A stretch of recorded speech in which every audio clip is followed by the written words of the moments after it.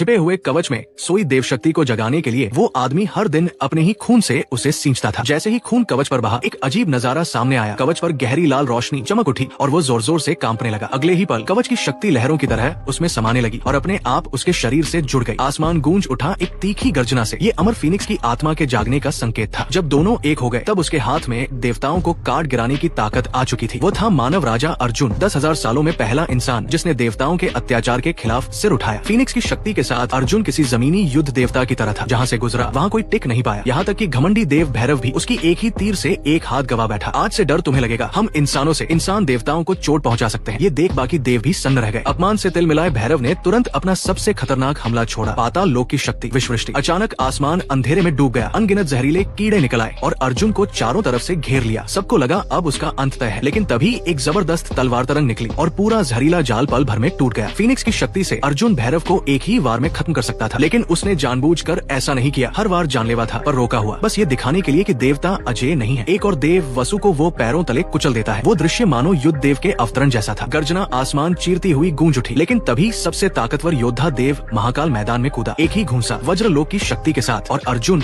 दूर जा गिरा। मानव सेना का हौसला डगमगा गया। जिसे वे सबसे बड़ा सहारा मानते थे वही गिर चुका था। पर जैसे ही महाकाल अंतिम वार करने बढ़ा, किले से एक जोरदार धमाका हुआ और अर्जुन फिर से लौट आया। दोनों की टक्कर फिर शुरू हो गई। कोई सोच भी नहीं सकता था कि एक इंसान महाकाल की वज्र शक्ति को रोक पाएगा, लेकिन फीनिक्स की आग भड़क उठी और उसे पीछे ढकेल दिया। उसी पल फीनिक्स की लपटों ने 6 बड़े देवों को अपने दायरे में जकड़ लिया। ये देख देवताओं के महायाजक ने सोए हुए काले नागराज को जगा दिया। प्राचीन देव शक्ति पूरे मैदान पर छा गई। अर्जुन दम घुटने से मरने ही वाला था कि चंद्रा उसकी साथी ने अपनी शक्ति से उसे बचा लिया। बाकी सैनिक इतने भाग्यशाली नहीं थे, सब जमीन पर तड़पने लगे। मेरी निराकार शक्ति में भी खड़े हो। नागराज ने दबाव बढ़ाया, उसे घुटनों पर लाने की कोशिश की, लेकिन यही अर्जुन की लड़ने की आग बन गया। फीनिक्स के साथ वो सीधे नागराज पर टूट पड़ा। एक ही झटके में नागराज ने उसे लहूलुहान कर दिया। फिर उसे खत्म करने ही वाला था कि भीतर से फीनिक्स की शक्ति फट पड़ी। बंधन टूटे, कई प्रतिरूप बने और पलटवार शुरू हुआ, लेकिन ताकत का अंतर बहुत ज्यादा था। अर्जुन गंभीर रूप से घायल होकर गिर पड़ा। नागराज अंतिम वार करने ही वाला था कि एक तेज तलवार उड़ती हुई आई और निराकार शक्ति को चीरती चली गई। उसे बचाने वाला कोई और नहीं बल्कि महान तलवारबाज युवराज था। लगता है इंसान भी अब लड़ना सीख गए हैं। उसने कहा, भाई आज मैं तुम्हारे साथ हूँ। दोनों भाइयों ने अलग अलग शक्तियों के साथ नागराज पर धावा बोल दिया। देवराजा को चुनौती देने का असली युद्ध शुरू हो चुका था। तलवारों की बारिश और सीधा हमला। कुछ देर तक नागराज भी बराबरी पर अटक गया। 2 इंसान और इतनी ताकत, ये उसे नागवार गुजरा। जवाबी हमला इतना तेज था कि युवराज को जबरदस्ती युद्ध से अलग कर लिया गया। अर्जुन अकेला पड़ गया। थोड़ी ही देर में वह फिर जमीन पर गिरा दिया गया। नागराज ने मारने के लिए पैर उठाया, लेकिन चंद्रा ने समय रहते अपनी शक्ति से वार रोक लिया। फिर भी झटका इतना जोरदार था कि वो